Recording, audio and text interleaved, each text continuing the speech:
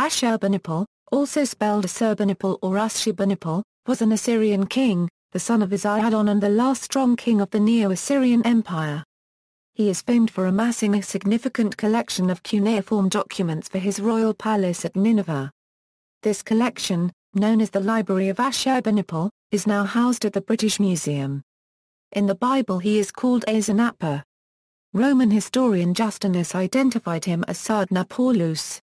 Early life: Ashurbanipal was born toward the end of a 1500-year period of Assyrian ascendancy. His father, Esarhaddon, the youngest son of Sennacherib, had become heir when the crown prince, Ashur-bāni-apli, was deposed by rebels from his position as vassal for Babylon. Esarhaddon was the son not of Sennacherib's queen, Tashmetlam-Sharat, but of the West Semitic palace woman Zakutu, the Pure, known by her native name, Nakia.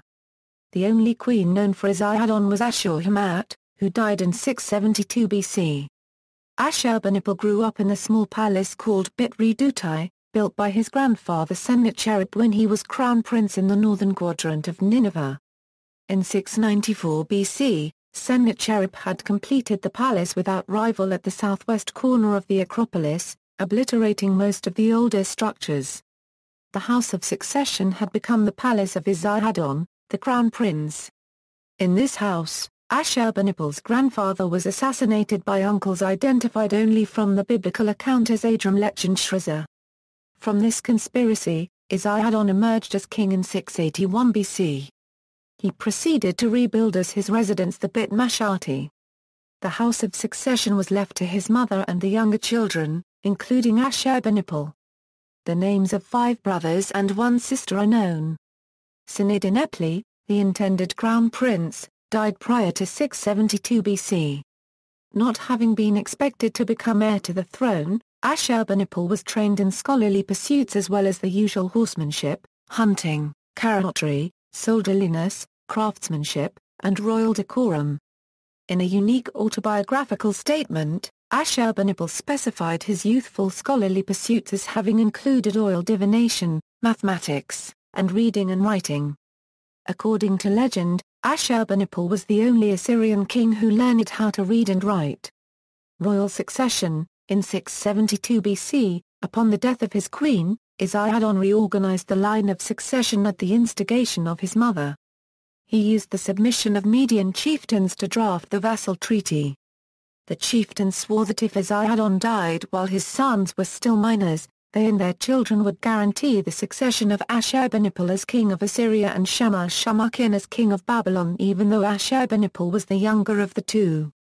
Before this, his elder brother Sinidin-apli was Esarhaddon's heir, but he died in the same year. A monumental stela set up 2 years later in a northwestern province portrays Esarhaddon in high relief upon its face and each of the sons on a side. These portraits, the earliest dated for Ashurbanipal and his brother, show both with a facial beard which implies maturity. The princes pursued diverse educations thereafter. Extant letters from Shamash-Shamakin offer his father reports of the situation in Babylon. Ashurbanipal at home received letters as crown prince. The situation came to an immediate crisis in 669, when Esarhaddon, while traveling to re-invade Egypt, died suddenly. Ashurbanipal did not accede to the kingship of Assyria until late in the year. His grandmother Zakutu required all to support his sole claim to the throne and to report acts of treason from now on to him and herself. This shows how influential she was at the beginning of Ashurbanipal's reign. The official ceremonies of coronation came in the 2nd month of the new year, and within the same year, Ashurbanipal installed his brother as king of Babylon. The transition took place smoothly, and the dual monarchy of the youthful brothers began. Texts describe their relationship as if they were twins. It was clear, however, that Ashurbanipal, as king of Assyria, like his fathers before him, was also called king of the universe. Military accomplishments: despite being a popular king among his subjects, he was also known for his cruelty to his enemies. Some pictures depict him putting a dog chain through the jaw of a defeated king and then making him live in a dog kennel. Many paintings of the period exhibit his brutality. Ashurbanipal inherited from Esarhaddon not only the throne but also the ongoing war with Egypt and Kush-Nubia. Ashurbanipal sent an army against them in 667 BC that defeated the Nubian king of Egypt Taharqa, near Memphis, while Ashurbanipal stayed at his capital in Nineveh. At the same time the Egyptian vassals rebelled and were also defeated. All of the vanquished leaders save one was sent to Nineveh. Only Necho I, the native Egyptian prince of Ses, convinced the Assyrians of his loyalty and was sent back to become the Assyrian puppet pharaoh of Egypt. After the death of Taharqa in 664 BC, his nephew and successor Tantamani invaded Upper Egypt and made Thebes his capital. In Memphis he defeated the other Egyptian princes and Necho may have died in the battle. Another army was sent by Ashurbanipal and again it succeeded in defeating the Kushites Nubians. Tantamani was driven back to his homeland in Nubia and stayed there. The Assyrians plundered Thebes and took much booty home with them. How the Assyrian interference in Egypt ended is not certain, but Necho's son Psamtichus I gained independence while keeping his relations with Assyria friendly. An Assyrian royal inscription tells how the Lydian king Gyges received dreams from the Assyrian god Ashur. The dreams told him that when he submitted to Ashurbanipal he would conquer his foes. After he sent his ambassadors to do so he defeated his Cimmerian enemies. But later when he supported the rebellion of the Egyptian rebels his country was overrun by the Cilicians. Assyria was by then master of the largest empire the world had yet seen, stretching from the Caucasus in the north to North Africa in the south, and from the East Mediterranean in the west to central Iran in the east. Ashurbanipal enjoyed the subjugation of Babylon, Chaldea, Media, Persia, Egypt, Elam, Gutium, Phrygia, Manae, Cadjuan, Aramea, Eridu, Lydia, Cilicia, Commagene, Caria, Phoenicia, Israel, Judah, Samara, Moab, Edom, Nabatea, Arabia, the Neo-Hittites, Dilmun, Nubia, Scythia, Samaria, Armenia and Cyprus, with few problems during Ashurbanipal's reign. For the time being, the dual monarchy in Mesopotamia went well. For his assignment of his brother, Ashurbanipal sent a statue of the divinity Marduk with him as sign of goodwill. Shamash-shumarakin's power was limited. He performed Babylonian rituals but the official building projects were still executed by his younger brother. During his first years Elam was still in peace as it was under his father. Ashurbanipal sent food supplies during a famine. Around 664 BC the situation changed and Ertaku, the Elamite king, attacked Babylonia by surprise. Assyria delayed in sending aid to Babylon. This could have been caused for two reasons, either the soothing messages of Elamite ambassadors or Ashurbanipal might simply not have been present at that time. Elamites retreated before the Assyrian troops, and in the same year Ertaku died. He was succeeded by Telamon who was not his legitimate heir, so many Elamite princes had to flee to Ashurbanipal's court, including Ertaku's oldest son Humban-Nightcash. In 658/657 BC the two empires clashed again, when the province of Gumbilu in 664 rebelled against the Assyrians and Ashurbanipal decided to punish them. On the other hand, Telamon saw his authority threatened by the Elamite princes at the Assyrian court and demanded their extradition. The Assyrian forces invaded Elam and fought a battle at the Uliah River. Elam was defeated in the battle in which, according to Assyrian reliefs, Telamon committed suicide. Ashurbanipal installed Humban-Nightcash as king of Marduk II and another prince, Tamarichu, as king of the city Hidalu. Elam was considered a new vassal of Assyria and tribute was imposed on it. With the Elamite problem solved the Assyrians could finally punish Gumbilu and seized its capital. Then the victorious army marched home taking with them the head of Telamon. In Nineveh, when the Elamite ambassadors saw the head, one tore out his beard and the other committed suicide. As further humiliation the head of the Elamite king was put on display at the port of Nineveh.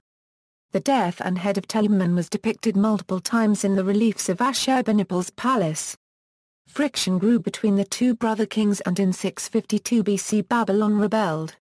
This time Babylon was not alone, it had allied itself with a host of peoples resentful of Assyrian rule, including Chaldean and Aramean tribes dwelling in its southern regions, the kings of Gutium, Amurru, and Malua, the Arabs and Nabateans dwelling in the Arabian Peninsula, and even Elam.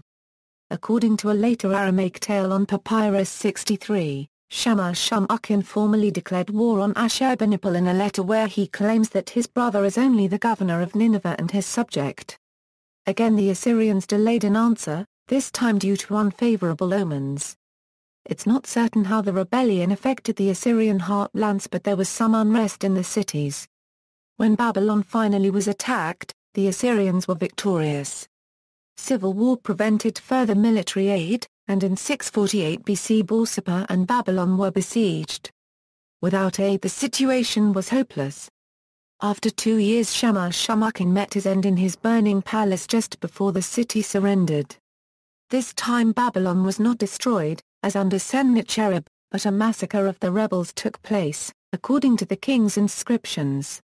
Ashurbanipal allowed Babylon to keep its semi-autonomous position, but it became more formalized than before. The next king Kandalanu left no official inscription, probably as his function was only ritual.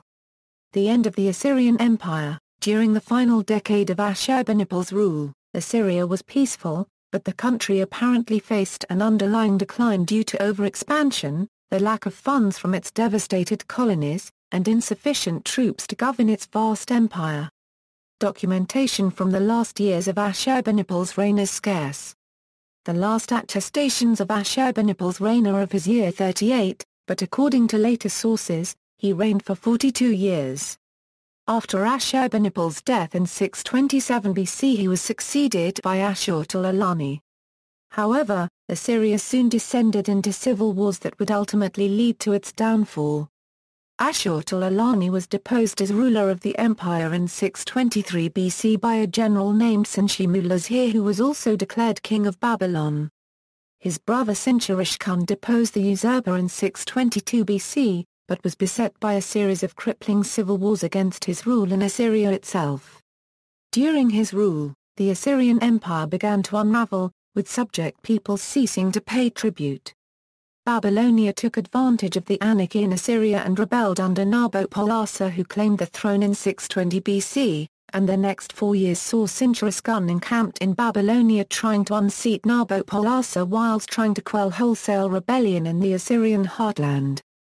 The anarchic state in Mesopotamia weakened Assyria to such a degree that it was able to be destroyed in a war that lasted between 616 BC and 605 BC, by an alliance of Babylonians, Chaldeans, Medes, Persians, Scythians and Cimmerians. Art and culture. Ashurbanipal was proud of his scribal education. He asserts this in the statement, "Oei Assurbanipal within, the palace, took care of the wisdom of Nebo, the whole of the inscribed tablets, of all the clay tablets, the whole of their mysteries and difficulties, I solved a euro." He was one of the few kings who could read the cuneiform script in Akkadian and Sumerian, and claimed that he even read texts from before the Great Flood. He was also able to solve mathematical problems. During his reign, he collected cuneiform texts from all over Mesopotamia, especially Babylonia, in the Library of Nineveh. Nineveh was the capital city of Assyria from the 9th–7th centuries BC, but had been destroyed in 612 BC. Ashurbanipal unregistered trademark S palace in the Nineveh was re-excavated in December 1853. The library was discovered in the Lion Hunt Room. The Library of Ashurbanipal at Nineveh is perhaps the most compelling discovery in the ancient Near East. There have been over 30,000 clay tablets and fragments uncovered in Ashurbanipal unregistered trademark S library, providing archaeologists with an amazing wealth of Mesopotamian literary, religious and administrative work. Those clay tablets were written in cuneiform, which derives from the Latin word oe cuneo which means a wedge in English, because it is created by making wedges on clay tablets. The Assurbanipal library in Nineveh was a royal library, and the first library to classify their collection according to genres. 4-sided tablets were utilized for financial transactions and 2-sided clay tablets were reserved for agricultural records. Among the findings was the Enuma Elish, also known as the Epic of Creation, which depicts a traditional Babylonian view of creation where the god Marduk slays Tiamat, the personification of salt water, and creates the world from her body. In this particular version, man is created from the blood of a revolting god, Kingu, in order to toil on behalf of the gods. Also found in Nineveh, the Epic of Gilgamesh is a compelling account of the hero and his friend Enkidu seeking out to destroy the demon Humbaba. The gods punished the pair for their arrogance, however, by having Enkidu die from an illness. After Enkidu a unregistered trademark's death, Gilgamesh seeks Utnapishtim, the survivor of the deluge, in order to find out the secret of immortality. The library also included hymns and prayers, medical, mathematical, ritual, divinatory and astrological texts, alongside all sorts of administrative documents, letters and contracts. The discovery of these tablets in 1853 by Hormuz Rassam provided the modern world its first detailed glimpse of the languages and literature of ancient Mesopotamia. Ashurbanipal had a fascination with the past, and during his 42-year reign he sponsored the collection and copying of older texts for his library at Nineveh. Aside from the many other myths found in Nineveh, a large selection of Yeoman texts has been excavated and deciphered. Mark van der Meerup points out the Enuma Anu Enlil was a popular text among them. It contained omens dealing with the moon, its visibility, eclipses, and conjunction with planets and fixed stars, the sun, its corona, spots, and eclipses, the weather, namely lightning, thunder, and clouds, and the planets and their visibility, appearance, and stations. Other genres found during excavations included standard lists used by scribes and scholars, word lists, bilingual vocabularies, lists of signs and synonyms, lists of medical diagnoses, astrological texts. The scribal texts proved to be very helpful in deciphering cuneiform. All of these texts shed some light on the religious beliefs surrounding Mesopotamian and Assyrian belief, but the library also can be interpreted as a manifestation of the value Ashurbanipal must have had for the preservation of Mesopotamian literature and culture. The British Museum in London boasts an exhilarating exhibit of carvings from the North Palace of Ashurbanipal, also excavated at Nineveh, depicting the king hunting and killing lions. In Assyria, the lion hunt was seen as a royal sport. The depictions were seen as a symbol of the king unregistered trademark's ability to guard the nation. The Oe garden party relief shows the king and his queen having a banquet celebrating the Assyrian triumph over Tumman in the campaign against Elam. The fine carvings serve as testimony to Ashurbanipal unregistered trademark's high regard for art, but also communicate an important message meant to be passed down for posterity. The sculptor Fred Parr had created a larger-than-life statue of Ashurbanipal, which was placed on a street near the San Francisco City Hall main square in 1988.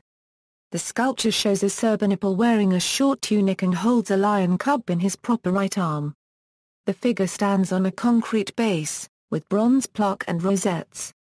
The statue stands across from City Hall next to the Asian Art Museum and faces the San Francisco Library. Robert E. Howard wrote a short story entitled The Fire of Ashurbanipal, first published in the December 1936 issue of Weird Tales magazine, about an accursed jewel belonging to a king of long ago, whom the Grecians called Sardanapalus and the Semitic peoples Ashurbanipal. Murray, S. The Library, An Illustrated History. New York, New York, Skyhorse Pub. Chicago, ALA Editions. See also: Kings of Assyria, references and footnotes. Sources: Barnett, R.D. Sculptures from the North Palace of Ashurbanipal at Nineveh. London, British Museum. Grayson, A.K. The Chronology of the Reign of Ashurbanipal. Zeitschrift Far 1/4 R. Assyriology 70, 227 245 doi, 10.1515/Zava. 1980.70.2.227 R. Luckin Bill, Daniel David. Ancient Records of Assyria and Babylonia, From Sargon to the N2. Chicago, University of Chicago Press.